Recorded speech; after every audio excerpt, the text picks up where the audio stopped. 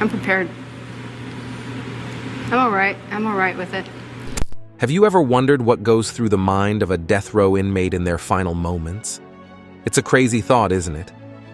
But what if I told you that some of them leave behind last wishes that are not only disturbing, but also shed light on how some of these monsters think when facing death?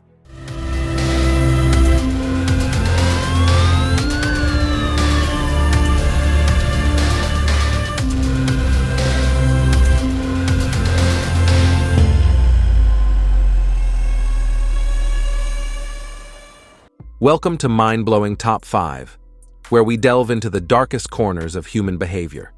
Today, we're unraveling the top 5 most disturbing last wishes of death row inmates. From bizarre requests to haunting declarations, these final desires will leave you questioning the depths of the human soul. But first, let's confront the uncomfortable truth. What drives someone to make such macabre requests on their deathbed? Is it a desperate attempt to assert control in their final moments, or perhaps a reflection of the darkness that consumed them in life? Alen Wars. Born on February 29, 1956 in Rochester, Michigan, Alen Wars targeted and killed 7 male clients while working as a prostitute in Florida during the late 1980s and early 1990s. Claiming self-defense, Wars alleged that her victims had either raped or attempted to. However, the shocking details of her crimes raised questions about justice, mental illness, and the enigmatic nature of human behavior. From a young age, Wars endured sexual abuse, a trauma that would have a profound impact on her later years. Her mother, Diane Wars, struggled with her own demons and was unable to provide a stable home for Alen. As a result, Wars was left to fend for herself, often resorting to survival instincts that would later manifest in her criminal activities. At the age of 14, Wars experienced another traumatic event that would further contribute to her troubled life. She was raped by an acquaintance, resulting in an unwanted pregnancy. Wars gave birth to a son, whom she was unable to care for, and he was subsequently put up for adoption.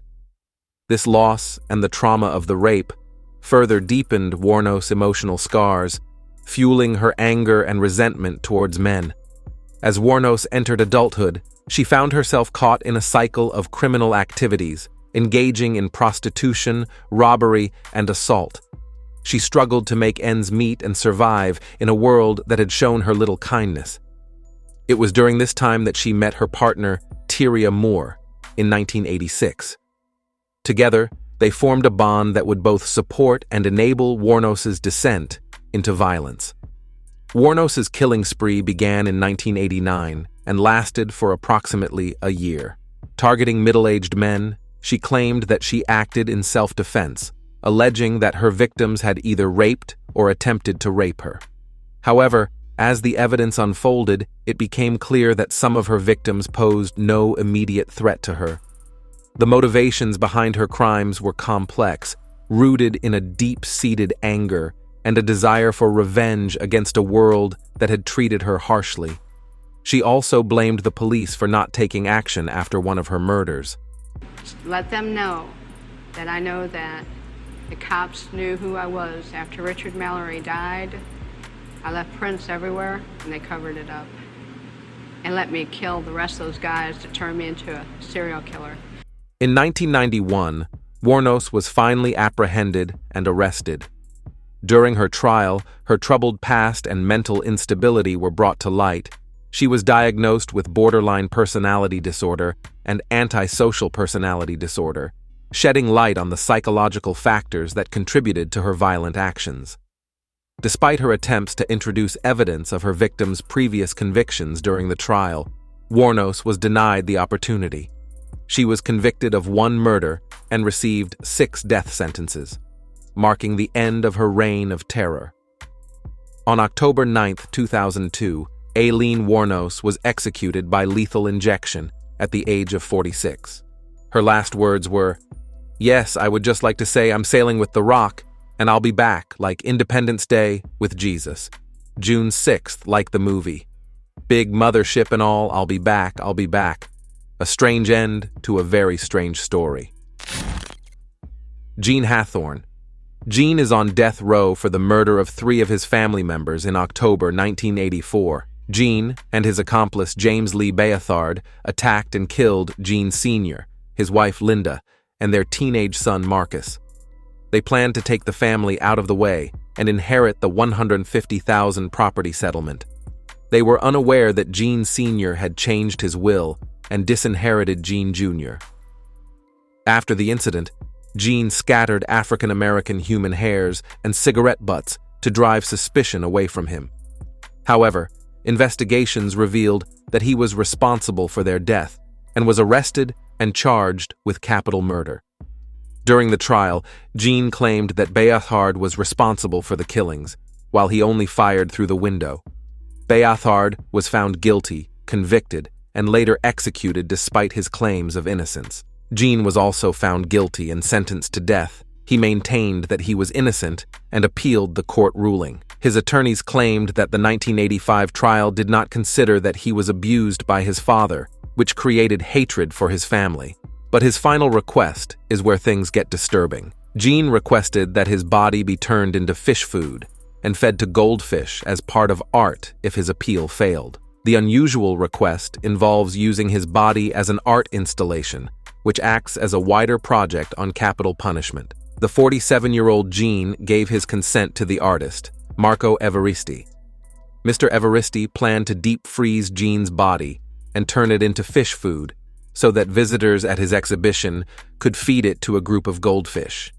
Fortunately, Gene won his appeal, and his sentence was changed to 3 life terms of imprisonment. His request was abandoned. Grotesque as his request may seem, it was a good thing Gene won his appeal. Wouldn't want no fish eating that. Lawrence Russell Brewer. Lawrence Russell, born in 1967 in Texas, became known for one of the worst hate crimes in modern American history. Growing up, he was influenced by racism around him. He joined white supremacist prison gangs, where his hatred for other races grew. In 1998, he, along with Sean Barry and John King, brutally murdered James Byrd Jr. in the most cruel and inhumane way imaginable. Brewer says he took part in the assault on Byrd, but had nothing to do with the killing as far as driving the truck. Dragging the 49-year-old black man behind a pickup truck for nearly 3 miles until his body was ripped apart. Their motive was pure racial hatred. The horrific murder shocked the town of Jasper and caused outrage across the country. After the incident, the community united in strong shows of togetherness, holding vigils and marches to mourn and demand justice for the terrible crime.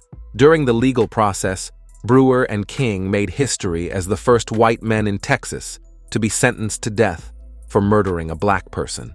Their punishments highlighted the particularly vicious nature of the crime driven by racism. Sean Barry was sentenced to life in prison. The impact of Byrd's murder was deep and enduring, reaching far beyond the confines of the courtroom. It inspired the passing of a Texas hate crimes law to allow harsher punishments for racial violence. At the federal level, the Matthew Shepard and James Byrd Jr. Hate Crimes Prevention Act expanded resources for investigators and acknowledged this gap in legislation. For the Byrd family, the grieving process transformed into an inspirational movement for racial healing. The James Byrd Foundation for Racial Healing was created to promote education and community outreach in combating racism and hatred. Byrd's son, Ross, has been an especially powerful voice advocating against capital punishment and the cycle of violence. Before Brewer's execution, Brewer ordered a last meal that prompted the end of last meal requests in Texas.